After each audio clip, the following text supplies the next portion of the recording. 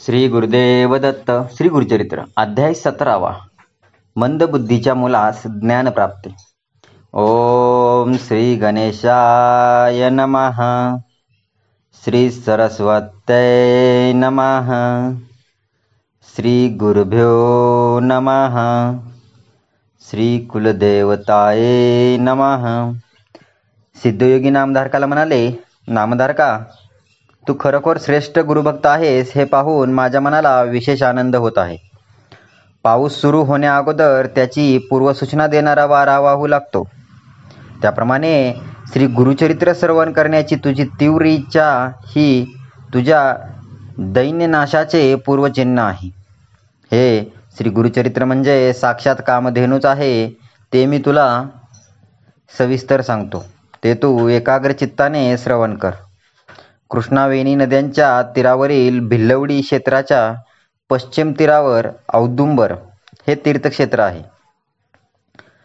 तेथील औदुंबर वृक्षाखाली श्री गुरु नरसिंह सरस्वती एक चतुर्थमास गुप्तपणे राहत होते. भुवनेश्वरीच्या जवळ श्री गुरु होते, त्यामुळे ते स्थान औदुंबर सिद्धस्थान म्हणून प्रसिद्ध पावले. त्या औदुंबर क्षेत्री श्री गुरु गुप्तपणे का राहिले, ते तर साक्षात परमात्मा परमेश्वर, मग त्यांना भिक्षा मागण्याची व जपतप करण्याची आवश्यकता का होती? नामधारकाने विचारले असता सिद्धयोगी म्हणाले, नामधारका, साक्षात सदाशिव शंकर व श्री दत्तात्रेय प्रभू सुद्धा भिक्षा मागत असत. भिक्षा मागणं हे केवळ निमित्त. भिक्षेच्या निमित्ताने ते अनेक तीर्थक्षेत्रांना भेट देत असत. जे रंजले गांजलेले भक्त असतात त्यांच्यावर ते अनुग्रह करीत असत. श्रीगुरूंच्या वास्तव्याने अनेक गुप्त तीर्थक्षेत्रे प्रकट झाली. भक्तजनांवर अनुग्रह करण्यासाठी श्री गुरु भिक्षेच्या निमित्ताने ते फिरत असत. पण अनेक लोक नाना प्रकारच्या लौकिक गोष्टी मागण्यासाठी त्यांच्याकडे वारंवार येऊ लागले, म्हणूनच ते गुप्तपणे राहू लागले. पण कस्तुरी कितीही झाकून ठेवली तरी तिचा सुगंध लपून राहत नाही, तो दरवळतोच. त्याप्रमाणे श्रीगुरु भिलवडी क्षेत्री गुप्तपणे राहत होत असले तरी त्यांची ख्याती सर्वत्र पसरली. सूर्य लपविला तरी त्याचे तेज लपून राहत नाही, हे खरे. श्रीगुरूंचे महात्म्य कसे प्रकट झाले त्याविषयी मी तुला एक कथा सांगतो. ती एक. करवीर क्षेत्रात वेदशास्त्र पारंगत असा एक ऋग्वेदी ब्राह्मण राहत होता. विद्वान लोकांच्या त्याला मोठा मान होता. त्याला एक मुलगा झाला, पण दुर्दैवाने तो उपजत अगदी मतिमंद होता. कितीही शिकवले तरी त्याला काहीच येत नसे, काही समजत नसे. तो लहान असतानाच त्याचे आईवडील देवाघरी गेले. त्याच्या नात्यातील लोकांनी त्याचे पालनपोषण केले. बघता बघता तो 7 वर्षाचा झाला. कुळाचारानुसार 7व्या वर्षी त्याची मुंज झाली. मौंजी बंधनानंतर त्याला अध्ययनासाठी गुरुकडे पाठवले, पण तो मतिमंद असल्यामुळे गुरूंनी शिकवलेले त्याला काहीच समजत नव्हते. त्याला संध्या येत नव्हती, गायत्री मंत्र येत नव्हता. मग वेदाध्ययन कुठले? ब्राह्मणाला विद्या नाही तर पोट कसे भरणार? विद्वान ब्राह्मणाचा मठ्ठ मुलगा अशी त्याची सर्व लोक थट्टा करीत असत. लोक त्याला म्हणत, अरे मूर्खा, तुझे वडील केवढे विद्वान होते, तू मात्र अगदी दगडधोंडा आहेस. तो तुझ्या वडिलांच्या कीर्तीला बट्टा लावलास. अरे, ज्याला विद्या नाही तो मनुष्य अगदी पशु होय. विद्वानांची सर्वत्र पूजा होते, तुझ्यासारख्या दगडाची नाही. तुझा जन्म अगदी फुकट आहे. तू आणि सुकर यात काही फरक नाही. आचारहीन अशा तुला या जन्मात कदापि सुख मिळणार नाही.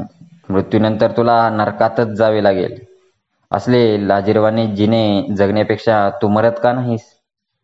लोकांनी केलेली निंदा ऐकून तो मुलगा अतिशय दुःखी झाला.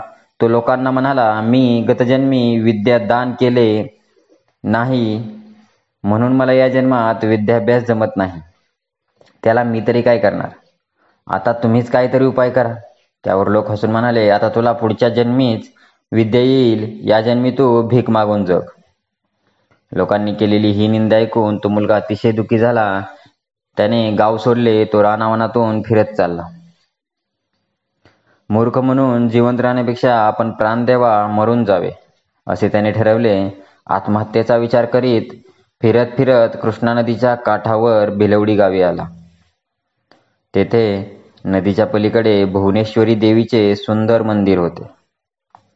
तेथे त्याने देवीचे दर्शन घेतले. त्याने अन्नपाण्याचा त्याग केला व देवीच्या समोर धरणे धरून बसला. देवीची आपल्यावर कृपा व्हावी यासाठी तो आक्रोश करीत देवीला आपले दुःख सांगू लागला.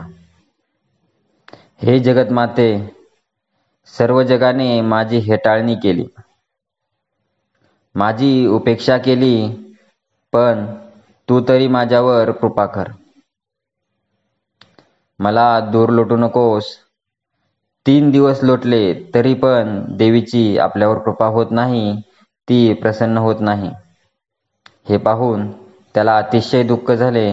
तो देवीला म्हणाला, माते, आता मी काय करू? कोठे जाऊ? माझे हाक तुला का ऐकू येत नाही? माझ्यावर तुझी कृपा होत नाही, म्हणून मी माझी जीभ कापून तुझ्या पायांवर वाहतो. असे म्हणून त्याने खरोखरच आपली जीभ कापली व देवीला अर्पण केली. तरी सुद्धा देवी प्रसन्न झाली नाही.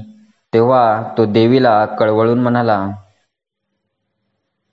आता माझ्यावर कृपा नाही केलीस तर उद्या मी सकाळी माझे मस्तक कापून तुला अर्पण करेन. त्यावर भुवनेश्वरी देवी प्रसन्न झाली. त्याच रात्री ती त्याच्या स्वप्नात आली. ती त्याला म्हणाली, बाळा, तू इतके दुःख कशाला करतोस? माझ्यावर रागावू नकोस. नदीच्या पलीकडे औदुंबर वृक्षाखाली एक महातपस्वी अवतारी पुरुष आहेत. ते साक्षात श्री दत्तात्रेयांचे अवतार श्री नरसिंह सरस्वती आहेत. तू त्यांच्याकडे जा, तुझे काम होईल. सकाळी मुलगा जागा झाला. त्याला रात्री पडलेले स्वप्न आठवले. तो नदीच्या पलीकडे गेला. तेथे औदुंबर वृक्षाखाली श्री नरसिंह सरस्वती तपस्वी रूपात बसले होते. त्यानं पाहताच त्या मुलाला आनंद झाला. त्याने धावतच जाऊन त्यांचे पाय धरले. त्याला जीभ नसल्याने बोलता येत नव्हते, पण तो मनातल्या मनात श्रीगुरूंचे स्तवन करीत होता. श्रीगुरूंनी त्याचा मनोभाव ओळखला. ते प्रसन्न झाले. त्यांनी त्याच्या मस्तकावर वरदहस्त ठेवून आशीर्वाद दिला. आणि काय आश्चर्य, श्रीगुरूंचा स्पर्श होताच त्या मुलाला जीभ परत मिळाली. त्याच क्षणी त्याला वेदशास्त्र पुराणादी सर्व विद्या प्राप्त झाल्या. श्रीगुरू म्हणाले, माझी अगदी मनापासून जो भक्ती करेल त्याला सर्व विद्या, सर्व सुखे प्राप्त होतील. अशा रीतीने श्री गुरुचरित्रामृतातील मंदबुद्धीच्या मुलास ज्ञानप्राप्ती नावाचा अध्याय 17वा समाप्त. श्री गुरु दत्तात्रेयार्पणमस्तु. श्री गुरुदेव दत्त.